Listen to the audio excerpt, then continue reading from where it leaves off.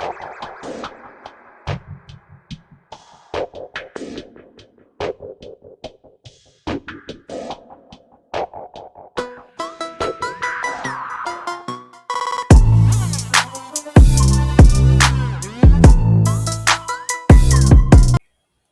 everyone. Welcome back to Sports Addict, where sports it's all that matters. It's been a couple of days since I have uploaded a video. I wanted to wait until next month to upload my next video. Once the NFL draft begins, do a mock draft, see who each team is taking in this year's draft. Then we have the NBA playoffs. I was going to be predicting once the NBA playoffs were set who I think is going to be this year's NBA champion. But right now we have March Madness. Yes, sir, March Madness, and we're in the round of the Sweet 16. The games are going to start on the 28th, which is on Friday, is when the first couple of games start and stuff. Uh, This year was my first year creating a bracket. Played the ESPN Bracket Challenge game. I did okay the first few rounds. I didn't do that bad. I can't complain, but like every year, at this point of the year, almost everyone's bracket is broken by now and stuff. But the thing is, with the ESPN Bracket Challenge, you get a second chance, which I actually I filled out all 25 brackets that you can create and stuff, and see how it goes the second chance, second time around. You know, it's gonna start from the Sweet 16 to Elite Eight, Final Four, and the National Championship, which is the final. Oh, my bad. Honestly, the games start tomorrow. Florida versus Maryland, Texas Tech versus Arkansas. And those are the games. And the other ones are still to be determined. Oh, wait. Duke versus Arizona, BYU, Alabama are tomorrow's game. And in the 27th is on the 28th, which is Friday, it'll be Auburn, Michigan, Old Miss versus Michigan State. But anyway, I'm gonna, like I said, it's gonna start in the Sweet 16 round. Go from Sweet 16, Elite Eight, Final Four, and National Championship. This is where the bracket challenge starts with the second chance. Uh, Auburn versus Michigan. I have Auburn beating Michigan. The reason is I filled my bracket using this Bleacher Report article, and this is what it says about Auburn. The title said Tiger 1, the favorites. This is a number one Auburn Tiger. If an opponent is able to constantly attack the rim, Auburn will have its collective hands full. That's because an issue late in the season at their best, though the Tigers are balanced offensively, protect the ball and can lock down the perimeter the perimeter. My bad. Sorry about that. The perimeter and stuff. So that's why I'm taking Auburn over Michigan. And Michigan, this is what they have for Michigan. No, wait, let me find them. Michigan. I see Michigan State. On one hand, playing a bunch of close games may be helpful in tense moments. These programs all have plenty of experience. Simultaneously, a concerning number of underdogs have struck with these five talented rosters throughout the season. So I mean, Michigan has a chance, but you saw why I'm picking Auburn. I already read. They can protect the ball. They play balanced offense, lock down the perimeter and stuff. I feel like that's the basic things you gotta do to win games in basketball. Then I have Old Miss versus Michigan State. I'm taking Old Miss, and I'll explain why. In fairness to Michigan State, its 3-point shooting passively lately. Sure, that continued the defense-driven Spartans are a serious threat, but the offense goes ice cold in a pressure-packed, turning MSU defense, which is sensational at defending threes and ground rule might not be enough. That's what it says about Michigan State in the world. Old Miss, it says on one hand, this is a play, it's the same thing that like it's the same thing it said for the Michigan Wolverines, they have struck with these five talent throughout the season. If things get pressure, they have a chance. Ole Miss has a chance if Michigan doesn't play that great. They have a chance to somehow pull the upset. So that's why I picked Old Miss. And then the other one, Florida over Maryland. Maryland. This is. Let me see what this is about Maryland. Yeah, I can't find it.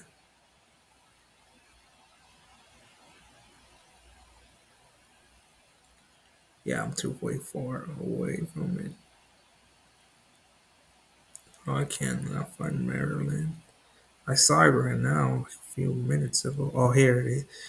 This is a St. John's among the worst shooting range shooting team. While Turner have played Iowa State lately, in great step is an issue for Maryland. But when these defenses are at their best, the trifecta is difficult to solve. That's what they say about Maryland. And Florida. Florida's going to score a ton of points. That much we know. Whether the defense can string together six repeatable games in a row is the question. Particularly if the bracket doesn't fall favorably in the later run, I wouldn't be excited about preparing for this offense, Though that's what it says, and I said about Maryland, Maryland does not have a lot of depth, so it favors Florida. So obviously that's why I picked Florida over Maryland. Then we have Texas Tech. This group, meanwhile, leans pretty heavily on scoring at Arizona atones for its shanky perimeter shooting with a top 25 offensive rebound rank, while the remainder held a top 40 mark nationally in true shooting percentage. That's what it says about Texas Tech. Uh, then Arkansas. Hold on a minute. Wait, I can't. Find Arkansas now. I saw it a few minutes ago. Oh, here it is. Syracuse advanced to the Final Four in 2016. Miami went to the Elite Eight 2022. So again, repeat the example while acknowledging the history, which reminds us that those ACC teams are the only 10 seeds to reach the Elite Eight since Steph Curry propelled Davidson there in 2008. So that's what it says about Arkansas. So that's why I take Texas Tech over Arkansas. Then we have Auburn. Wait, Auburn versus Ole Miss. I already explained what their things are, what to look for Auburn and Ole Miss. But at the end of the day, for Auburn, we'll we'll beat Ole Miss. Then on the other one, Florida, I already explained those teams, what to look for. So I picked Florida over Texas Tech. The final four on one side will be Auburn versus Florida. Now we go on the other side. Duke versus Arizona. Arizona has a high power offense, like I mentioned, but I have not mentioned anything about the Devils. Duke. The arch risk, of course, is the healthy superstar fresh and Cooper Flag. With or without him, the Blue Devil will be highly respected opponent, but if he's clearly not close to full strength, their champion hope takes a major hit. Flag is the linchpin of everything Duke does on both sides of the court. So that's why I picked Arizona over Duke because Arizona has that offense, like it says. And Duke basically is like if their star player is not playing well, like it said, I mean, because without him, he plays both sides of the ball great. But I don't know if he's playing or not. But if he's not 100%, that can be an issue, I feel. So that's why I take Arizona over Duke. Then we have BYU and Bama. Bama, where is it? Bama, like Flores, built on an offensive firepower. The breakneck pace can result in a bunch of turnovers. The Crimson Tide are overly ambitious, but we watched them minimize those mistakes on the path to the Final Four last season. That's what it says. Then who else? They're playing BYU. BYU is in the same category as Arizona, but I take Alabama over BYU. I know they have a good offense, but Alabama, if Alabama can minimize the turnovers and play offensively great, I feel like they'll take it. The fundamentals are very important. Turnover, the fundamentals are always important, so that's why I picked Bama. Then we have Houston or Purdue. For Purdue, there's not a lot. Who did I take? Oh, I took Houston or Purdue because, like this is, as does Purdue, not my defense inside the arc. Texas A&M Horrid and fantasy on offense looks unsuitable for 16, as does Purdue. As Purdue, their offense ain't great. First, it's not suitable, like I said, unsuitable for 6 games. That's why I took Houston over Purdue, because this is what it says about Houston. It's funny that more Houston has reached the Sweet 16 4 straight years, only making the Final Four in 2021, and never to the championship game. Houston is elite defensively as usual, but particularly great at shooting threes this season. You know, you know how it is in the NBA; they live and die by the three. So I feel like Houston might live and die by the three. So I feel like they'll take Kentucky out. Oh no, that's why they'll pick Houston. That's why Houston will beat Purdue for those reasons. Then we have Kentucky and Tennessee. Kentucky. This is what it says about Kentucky. Let me find them. Kentucky. Same thing as Arizona. They lean heavily on their scoring attacks. But the Bolts, once again, I'm waving between tier 2 or 3 for Tennessee, while the defense is fantastic and comparably the Bolts, like on the Elite Eight run last season, their margin for error offensively from beyond the arc, especially considering still the defense. We is said, whoa is said, but I'm here. Phil Houston shoots threes and have an elite defense. That's why I'm picking Houston over Kentucky. Then on the other hand, on the other Final Four side, we have Houston versus Bama. I mentioned earlier Auburn versus Florida.